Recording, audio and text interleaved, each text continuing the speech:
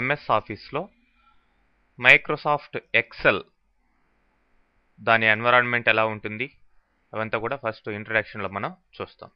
MS office Microsoft Excel దీని మీద click చేయండి. సో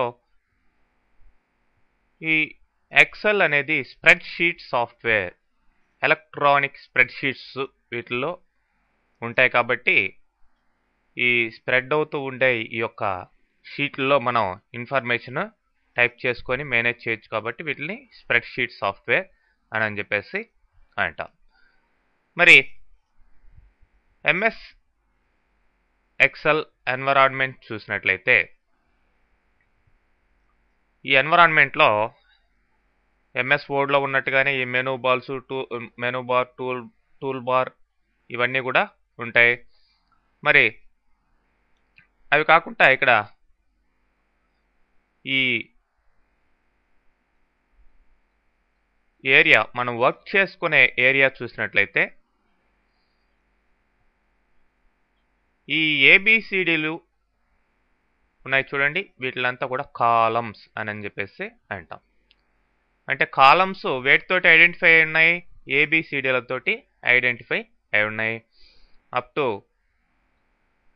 జెడ్ తర్వాత మనకి ఏమవుతుందంటే మళ్ళీ ఏఏ, ఏబి అట్లా లాస్ట్ కాలం చూసినట్లయితే ఐవి. టోటల్గా 256 కాలమ్స్ ఉంటాయి. మరి వీటిని రోస్ అంటాం. మరి ఈ రోస్ వేటితోటి ఐడెంటిఫై ఉన్నాయి, నంబర్స్ తోటి ఐడెంటిఫై ఉన్నాయి. టోటల్గా 65,536 రోస్ మనకి ఉన్నాయండి. మరి ఈ కాలము రో కలిచే చోటునే ఏమన్నా సెల్ అని చెప్పేసి అన్నాం. ఈ బాక్స్ లాంటి దాన్ని సెల్ చూడండి, ఒక్కొక్కటి ఒక్కొక్క సెల్గా ఫామ్ అవుతుంది. ఏది రో కాలం కలిచే చోటు. So that's what the intersection part of రో and column is called a cell అన్నమాట. ఈ సెల్లోనే మనం ఇన్ఫర్మేషన్ని టైప్ చేసుకొని స్టోర్ చేసుకోవచ్చు. మరి ఈ సెల్ యొక్క హైట్ ఇంక్రీజ్ చేయాలంటే ఇక్కడికి రండి, రోస్ దగ్గరికి ఇట్లా ఇంక్రీజ్ చేసుకోవచ్చు. అదేవిధంగా విడ్త్ ఈ కాలం దగ్గరికి ఇట్లా వచ్చి డ్రాగ్ చేసి ఇంక్రీజ్ చేసుకోవచ్చు. మరి ఇట్లా నంబర్ ఆఫ్ సెల్స్ ఉన్నాయి. అంటే ఈ కాలమ్స్ని ఈ రోస్ని మల్టిప్లై చేస్తే మీకు ఒక షీట్లో ఎన్ని సెల్స్ ఉంటాయో తెలుస్తుంది. మరి ఈ కలెక్షన్ ఆఫ్ సెల్స్నే మనమేమన్నాం షీట్, వర్క్ షీట్ అని కూడా అంటాం. మరి ఈ వర్క్ షీట్స్ బై డిఫాల్ట్ అయితే మీకు 3 షీట్స్ ఇవ్వడం జరిగింది. చూడండి, ఇది వేరే షీట్, ఇది వేరే షీట్, ఇది వేరే షీట్.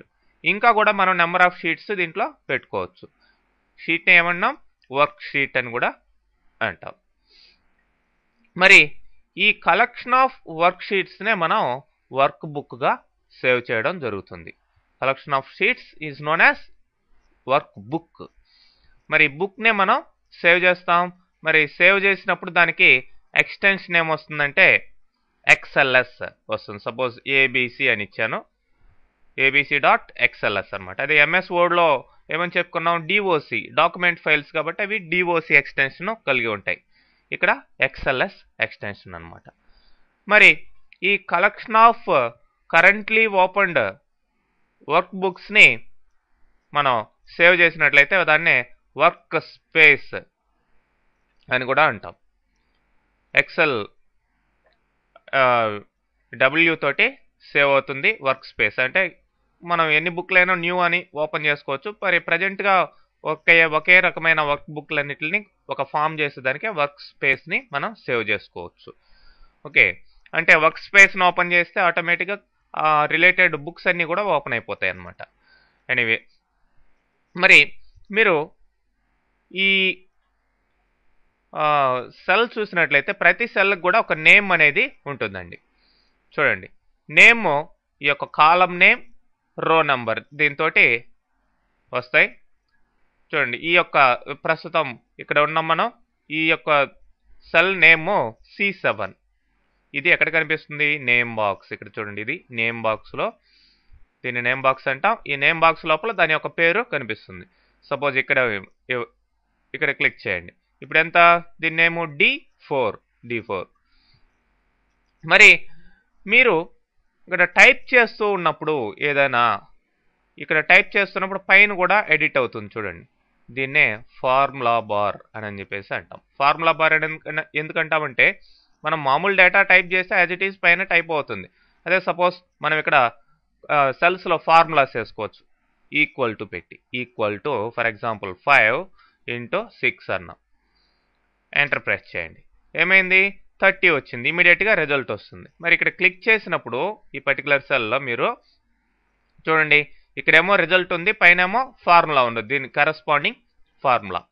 సో అందుకని దీన్ని ఫార్ములా బార్ అని చెప్పేసి అంటాం. మరి ఈ సెల్స్లో ఈ విధంగా మనం ఫార్ములాస్ని, డేటాస్ని టైప్ చేసుకొని స్టోర్ చేసుకోవచ్చు.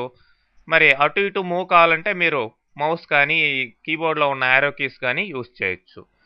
మరి లాస్ట్ రోకి అటు సపోజ్ రైట్ మోస్ట్ కాలంకి వెళ్ళాలనుకోండి, కంట్రోల్ బటన్ పట్టుకొని రైట్ యారోకి ప్రెస్ చేయండి. చూడండి ఎక్కడున్నాం? ఐవి అనే కాలంలో మనం ఉన్నాం. మళ్ళీ మొదటికి రావాలని కంట్రోల్ లెఫ్ట్ యారోకి,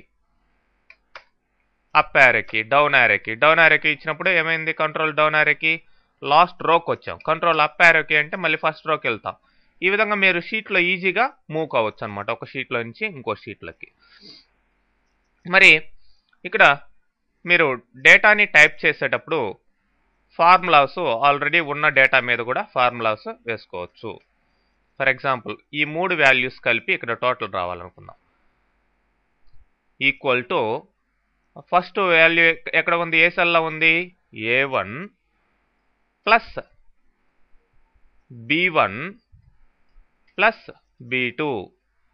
ఎంటర్ కొడితే ఈ మూడిట్లో ఉండే డేటా ఇక్కడ రావడం జరిగింది. చూడండి, A1 plus B1 plus B2 ఈ 3 డేటా కలిపి ఇక్కడ రావడం జరిగింది. ఈ విధంగా ఫార్ములాస్ వేస్తాం. అంటే ఒక సెల్లో ఉండే డేటా ఆల్రెడీ ఉన్న సెల్స్లో నుంచి రెఫరెన్స్ తీసుకొని వస్తుంది. అంటే ఇప్పుడు దీన్ని రెఫరెన్సింగ్ సెల్ అంటాం. అంటే this particular cell is based on these cells values. So అంటే ఇప్పుడు సపోజ్ ఇక్కడ వాల్యూ మార్చామనుకోండి, ఎంటర్ కొట్టగానే ఇక్కడ కూడా మారిపోతుంది.